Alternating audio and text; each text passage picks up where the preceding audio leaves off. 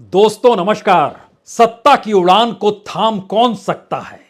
भारत में जब जब बड़े राजनीतिक परिवर्तन हुए उसमें ग्रामीण भारत की हिस्सेदारी संभवतः 60 से 75% तक रही है और ग्रामीण भारत की नब्ज पर उंगलियां राजनीतिक दलों की होती नहीं है। और सामान्य तौर पर भारत में कोई राजनीतिक दल यह दावा कर नहीं सकता है कि हिंदुस्तान के 6.5 लाख गांव तक उसकी पहुंच और पकड़ है। तकरीबन 2.5 लाख पंचायत हैं, वहां तक भी कोई राजनीतिक दल खुले तौर पर इस बात का दावा करे कि वह पहुंच चुका है, असंभव है। हालांकि राजनीतिक दलों की कतार में एक संगठन राष्ट्रीय स्वयंसेवक संघ है जिसका अपना दावा है कि वह तकरीबन 40% पंचायतों तक तो पहुंच चुका है, यानी 1 लाख पंचायतों तक उसकी पहुंच हो चुकी है। कुछ राज्यों के हर पंचायत में उसने स्कूल भी खोल दिए हैं। उसमें अव्वल नंबर पर असम का जिक्र वो बाखूबी करता है। केरल का जिक्र भी होता है। शाखाओं के जरिए 65,000 शाखाएं आरएसएस की। दरअसल इसके विस्तार का मतलब बहुत साफ है कि आरएसएस उस धड़कन को महसूस कर लेती है जो राजनीतिक तौर पर दिल्ली महसूस नहीं कर पाती है।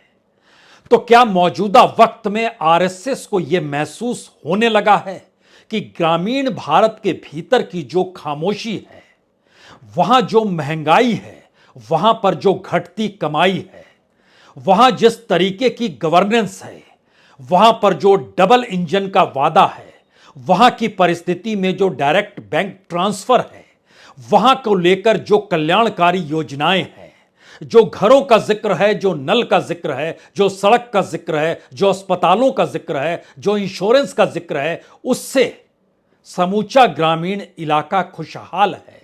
ऐसी आवाज आरएसएस अब सुन नहीं पा रही है। तो क्या उसने आवाज सुनी है? कोई उसने उस धड़कनों को महसूस कर लिया है जहां अब वो चेतावनी दे रही है मोदी सरकार को और मोदी सत्ता को, या सीधे प्रधानमंत्री मोदी और उनके चाणक्य अमित शाह को? जिस रास्ते वो निकल पड़े हैं उसमें गवर्नेंस का रास्ता हो या नीतियों का रास्ता हो, सत्ता बचाने की तिकड़मों का रास्ता हो या फिर अपनी लोकप्रियता को भुनाने का जिक्र हो या फिर 9 बरस की उपलब्धियों का जिक्र हो, दरअसल ये सारी चीजें ग्रामीण भारत के घाव पर मलहम नहीं लगा पा रही है। और क्या राहुल गांधी को जेल भेजने से या तमाम गठबंधन के साथियों को एक साथ लाकर खड़ा करने से परिस्थितियां बदल जाएगी? ऐसा बिल्कुल नहीं है। तो क्या चेतावनी का नया चेहरा इस रूप में सामने आ रहा है कि जिन परिस्थिति में सरकार चल रही है और जो मैसेज जनता के बीच जा रहा है वो इतना खतरनाक हो चला है कि क्या राहुल गांधी कोई भी सामने आकर खड़ा हो जाए सरकार की गद्दी डोल जाएगी? क्या वाकई ऐसी परिस्थिति है? इसके 2-3 चिन्ह नजर आने लगे हैं। एक तो सरकार यानी मोदी सरकार ने अपने तौर पर उस पैनिक बटन को दबा दिया है जहां पर उसके सामने अब एक ही दृष्टि है और वो दृष्टि बहुत साफ है कि मैथमेटिक्स देखिए, आंकड़ों के लिहाज से कहां पर जीत मिल सकती है उसे टटोलिए। उस जीत के आश्रय कौन सा नेता किस जाति या धर्म के आश्रय वोटों का जुगाड़ कर सकता है उसे साथ लाकर खड़ा कीजिए और उसके बाद मैथमेटिक्स कहती है कि आप चुनाव जीत सकते हैं। लेकिन ग्रामीण भारत की राजनीति जातियों के आश्रय चलती जरूर है, समुदायों के आश्रय चलती जरूर है, लेकिन जब मुश्किल सीधे सीधे जनता के बीच इस सवाल के साथ आ जाए कि जिंदगी जीना मुहाल हो चला है, तब वो क्या करेगी? बड़े बड़े कद्दावर नेताओं को साथ भी ले लिया जाए, लेकिन जनता के भीतर अगर विरोध होगा तो वोट उसे कहां मिलेंगे? लेकिन सरकार का अपना जिक्र चूंकि मैथमेटिक्स के आश्रय चल रहा है, तो आज 2 बातों पर चर्चा बहुत जरूरी है। आरएसएस ने उस धड़कनों को सुना है जहां ग्रामीण भारत के भीतर एक सवाल इस बात को लेकर है कि सरकार की नीतियां जो उम्मीद और आश्रय के सहारे 2014 में बिखेरी गई थी वह चकनाचूर हो चली है। और शहरों में और खास तौर से मिडिल क्लास के सामने जो 2000 और 2014 और 2019 के ये 2 चुनाव जो निकल कर आए और उसमें कमोवेश हर जाति विशेष समुदाय के वोटों में इजाफा हुआ है, चाहे वो दलित हो, चाहे वो आदिवासी हो, मुस्लिमों में स्थिरता रही है, सिर्फ 8% वोट बीजेपी के हक में गए हैं। लेकिन बाकी वह ओबीसी का हिस्सा हो या ऊंची जाति का हिस्सा हो, महिलाओं का हो या पुरुषों का हो, परसेंटेज ऑफ वोट बढ़े हैं। एक आंकड़ा यह कहता है कि अब उसे परखने का वक्त आ गया है। दूसरी तरफ उस शहरी मिजाज के आश्रय उन राजनीति को परखने की जरूरत है जहां पर मोदी सत्ता खुद को बनाए रखने के लिए या 2024 में गद्दी ना जाने देने के उपाय कर रही है। और पैनिक बटन जब दबा है तो 18 जुलाई की तारीख यूं ही तय नहीं की गई है, यह जानते समझते हुए तय की गई है कि पार्लियामेंट शुरू होगा 20 तारीख से और 18 तारीख को वह पूरी कतार नजर आनी चाहिए। उसमें बिहार के नेता रहें, उसमें उत्तर प्रदेश के नेता रहें, उसमें महाराष्ट्र के नेताओं की मौजूदगी हो, उसमें आंध्र प्रदेश के नेताओं की मौजूदगी हो, उसमें पंजाब के नेताओं की मौजूदगी हो, उसमें असम के नेताओं की मौजूदगी हो, उसमें तेलंगाना के नेताओं की मौजूदगी हो जो कि एक वक्त में एनडीए के साथ खड़े थे। और इन सब के बीच संगठन को मथा जाए तो चीजें अनुकूल हो जाएंगी, कम से कम मैथमेटिक्स के लिहाज से। और दूसरी परिस्थिति उस धारा की है जिस धारा को लेकर राहुल गांधी चल रहे हैं, जगह जगह लोगों से जुड़ रहे हैं। लेकिन सरकार अपने तौर पर इसको कहने से चूक नहीं रही है। प्रधानमंत्री मोदी भी तो जुड़ रहे हैं।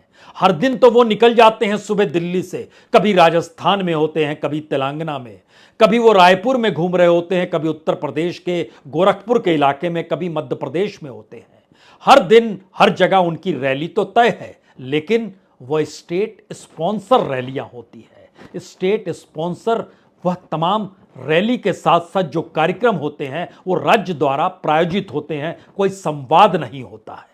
तो क्या इस दौर में बीजेपी का संवाद भी लोगों से रुक गया है, थम गया है? और आरएसएस इस बात की चेतावनी दे रही है। और शायद पहली बार संगठन को में किसको लाया जाए, किसको आगे किया जाए, किस राज्य में किसे बनाया जाए, तो संघ और बीजेपी के बीच तालमेल बैठाने के लिए अरुण कुमार को भी बुला लिया गया।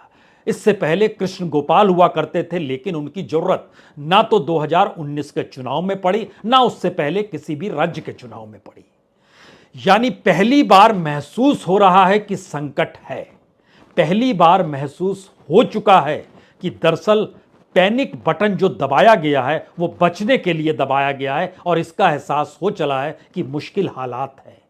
और जिसका ग्रामीण भारत की नब्ज पर अपनी उंगलियों के आश्रय समझने की जरूरत है, वह अगर समझ रहा है तो ये मुश्किल हालात को एक एक करके परखने की कोशिश कीजिए। 2014 में 31% वोट मिले थे बीजेपी को, और 2019 में 37%। हमने वोट का जिक्र इसलिए शुरू में किया है, उसके बाद उस फिलॉसफी पे आएंगे कि आखिर ग्रामीण भारत की वो कौन सी धड़कन है जो सुनाई दे रही है और वो विचलित कर रही है दिल्ली को। लेकिन दिल्ली ने पैनिक बटन चूंकि मैथमेटिक्स को लेकर दबाया है, और उसके दायरे में बहुत साफ तौर पर उस बैठक का जिक्र है जिसमें 18 जुलाई को तमाम नेताओं की मौजूदगी होगी, इसीलिए शुरुआत में आंकड़ों के सहारे इन बातों का जिक्र हो रहा है। जब 31% वोट मिले थे तब 282 सीटें मिली थी, जब 37% वोट मिले तो 303 सीटें मिली। लेकिन एक क्षण के लिए आज थोड़ी सी उल्टी धारा बहाते हैं और 2009 में चले जाते हैं, जब एनडीए जीवित था। उस समय बीजेपी को 18.5% वोट मिले थे, लेकिन 116 सीटें मिली थी क्योंकि एनडीए था। कांग्रेस को 19.5% वोट 2014 में भी मिला, 2019 में भी मिला, लेकिन 100 का आंकड़ा तो दूर, 50 का आंकड़ा 2014 में पार नहीं कर पाई और 2019 में 52 सीट ले पाई। तो क्या 1% ज्यादा वोट बीजेपी से, बावजूद उसके उसकी आधी सीट 2009 के मुकाबले? यह पहला मैसेज है। यानी कांग्रेस जिस गठबंधन के आश्रय बढ़ रही है उसका मैसेज बहुत साफ है कि उसकी सीटें एक झटके में 100 तो पार कर चुकी है। जैसे ही वो गठबंधन की दिशा में जाती है, हालात 2009 वाले बीजेपी वाले ही क्यों ना हो, एक झटके में वो 100 से 150 सीट के बीच में जाकर खड़ी हो गई है।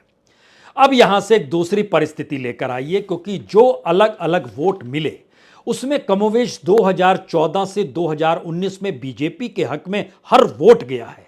ग्रामीण इलाके के 38% वोट बीजेपी के पास 2019 में गए, 2014 में 30% वोट गए थे। जो अर्ध ग्रामीण इलाका है, कुछ शहरी कुछ ग्रामीण इलाका है, वहां पर 33% वोट गए थे 2019 में। 2014 में 29% गए थे। ध्यान दीजिए, 14 से बढ़ रहे हैं 19 में। जो शहरी इलाका है वहां 42% वोट तक बीजेपी के हक में गए थे, जो 2014 में 39% गए थे।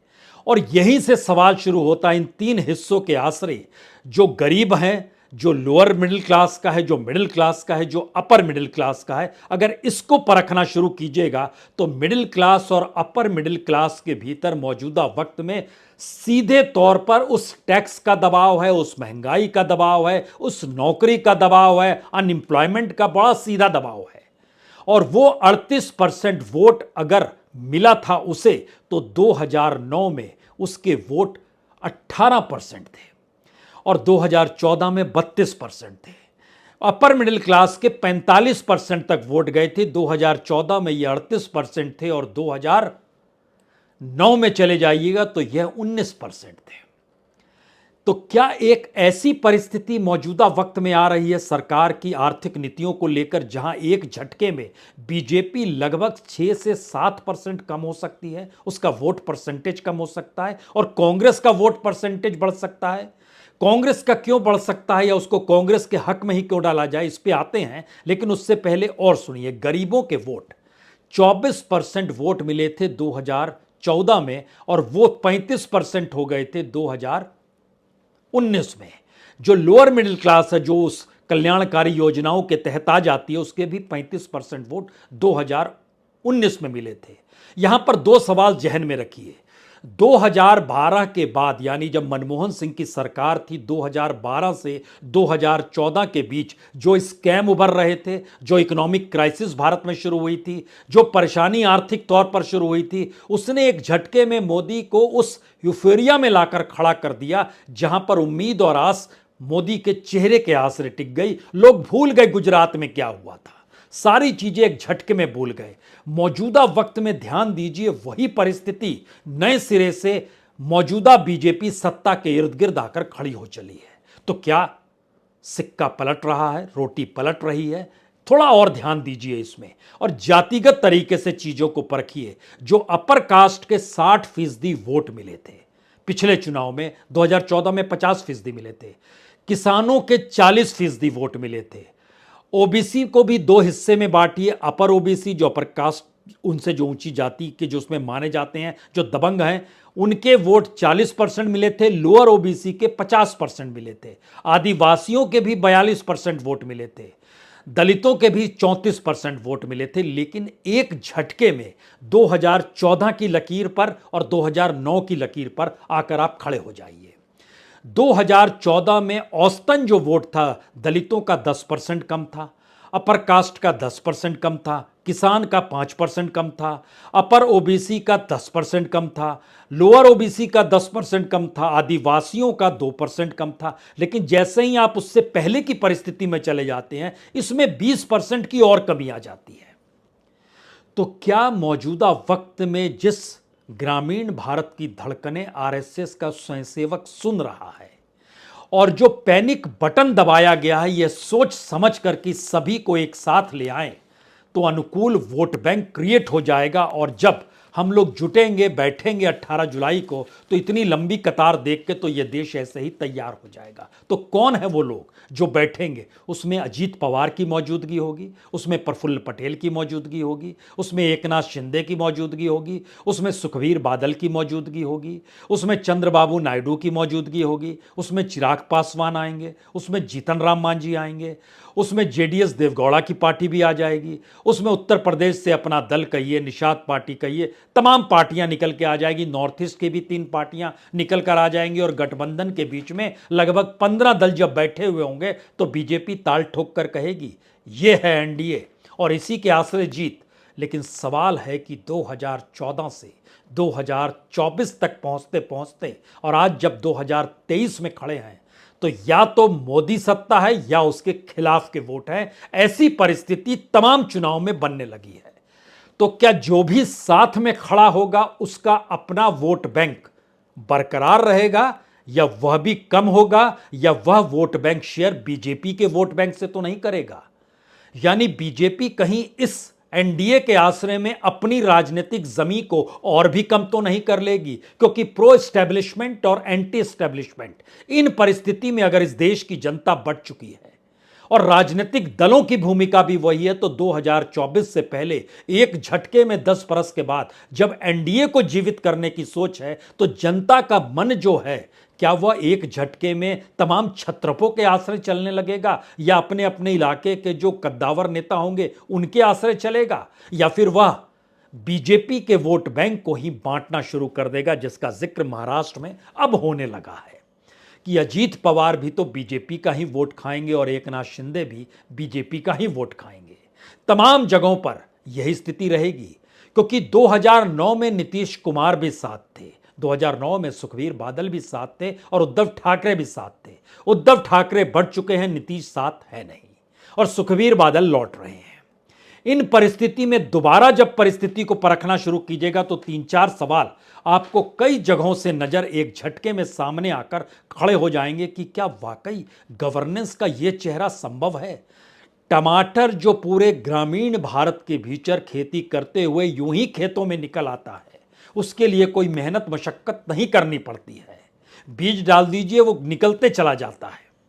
और वहां पर टमाटर 140 रुपए किलो की परिस्थिति में और अब प्याज की दिशा में बढ़ते हुए कदम, महंगाई जिस लिहाज से चल रही है, 5 किलो अनाज के बाद क्या कुछ तेल खरीदा जाएगा बाजार से कि नहीं, कुछ नून खरीदा जाएगा कि नहीं, आटा आप दे रहे हैं, गेहूं आप दे रहे हैं, कुछ जगहों पर चावल भी दे रहे हैं, उसको बनाने के लिए जो ईंधन चाहिए वो कहां से लाएंगे, और जो भी सब्जी चाहिए वो कहां से लाया जाएगा। यह एक बिल्कुल नई परिस्थिति भारत के भीतर उस सत्तावान ताकतवर सत्ता को लेकर सवाल खड़ी हो रही है, जिसकी धड़कनें ग्रामीण भारत में इस आश्रय चल रही है कि 2020 तक तो आपकी बातों पर भरोसा था। और ध्यान दीजिए, शहरों में और एलिट क्लास में सबसे पहले जुमले शब्द का जिक्र हुआ, फिर मिडिल क्लास में आया, और वो निचले तबके तक चला गया है कि जो सरकार कहती है वो सिर्फ कहती है, चीजें इंप्लीमेंट हो नहीं पा रही है, और उन इलाकों के उन नेताओं को अपने साथ लेकर वह अपनी गद्दी को बचाना चाहती है, तो हम उसे वोट क्यों दें। यह एक नया सवाल इस दौर में उफन कर आया है। और जब हम इस बात का आपसे जिक्र कर रहे हैं तो अपने तौर पर बीजेपी ने अलग अलग जगहों पर संगठन को मथना जरूर शुरू किया है। जो राज्यों के चुनाव हैं तो इसका एक मतलब यह है कि जैसे मध्य प्रदेश में भूपेंद्र पटेल, अश्वनी चौबे, अश्वनी वैष्णव, राजस्थान में प्रहलाद जोशी, नितिन पटेल और कुलदीप बिश्नोई, छत्तीसगढ़ में ओम माथुर और मनसुख मांडविया, तेलंगाना में प्रकाश जावड़ेकर और सुनील, इन सबको नियुक्ति कर दी गई है।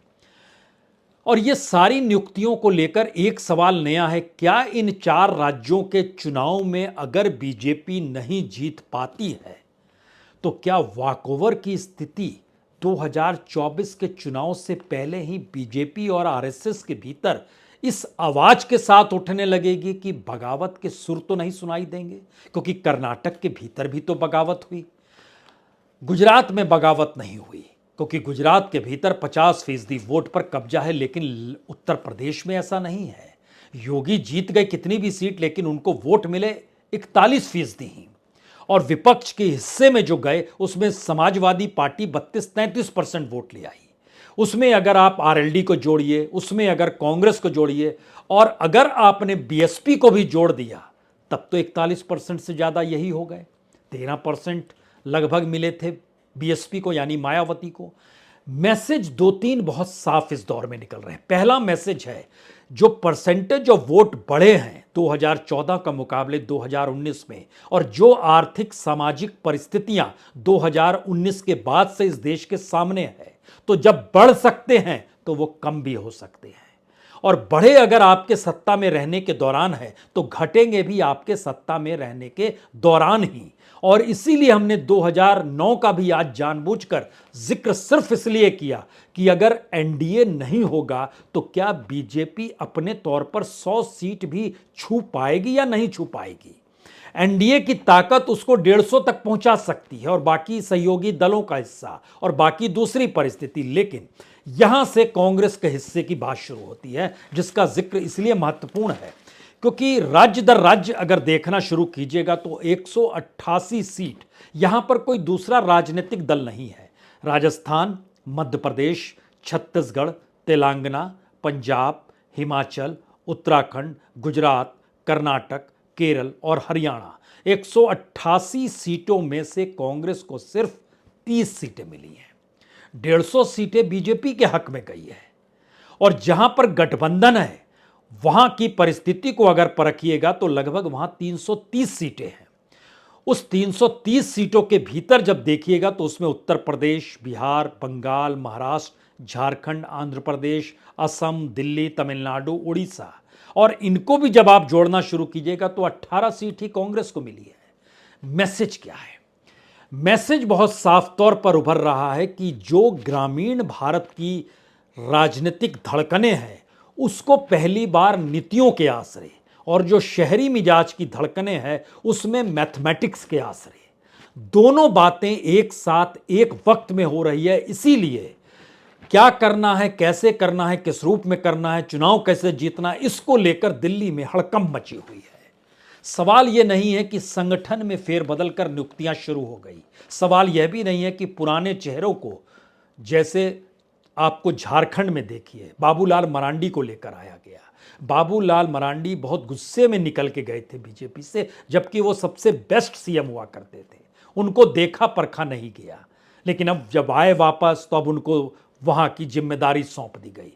ये परिस्थितियां बहुत सारी चीजों की तरफ इंगित करती है कि आप रणनीति जब बनाते हैं तो सिर्फ वोट देख रहे हैं, अभी भी आप लोगों की जरूरत तक नहीं पहुंचे। और ये पहली बार मैसेज जरूरत, पॉलिसी और आपके गवर्नेंस का उठा है, जिसकी धड़कनों को सुन पाने की कुवत दिल्ली में कितनी है, क्योंकि उसकी मदहोशी अभी भी राजनीतिक उड़ान पर है। और यह आरएसएस का स्वयंसेवक जगह जगह से चिता रहा है। कल तक करप्शन का जिक्र था, आज करप्शन के आश्रय सत्ता बनाने का जिक्र है। कल तक कॉरपोरेट के विरोध का जिक्र था, आज कॉरपोरेट के साथ खड़े होने की बात है। कल तक इस बात का जिक्र था कि किसानों को दुगनी आय कैसे हो जाए, आज इस बात का जिक्र है कि लागत भी कैसे मिले, यह भी एक सवाल हो चला है। ये सारे सवाल मौजूदा वक्त में शायद उस दिशा में जाकर बीजेपी को खड़ा कर चुके हैं जहां पैनिक बटन तो दब गया है। अब इसके बाद कौन कौन से निर्णय किस किस रूप में लिए जाएं, लोकतंत्र भारत के डीएनए में है और लोकतंत्र भारत की शिराओं में बहता है। और वहां पर यह सवाल भी कोई पूछने लगे कि अगर ये सत्ता चुनाव हारने की दिशा में आकर खड़ी हो गई तो क्या ये चुनाव भी होने देगी? जब ऐसे सवाल जमीन पर उठने लगे तो इसका मतलब है लोकतंत्र का आदि यह देश सत्ता एक झटके में पलट सकता है। बहुत बहुत शुक्रिया, बहुत बहुत शुक्रिया।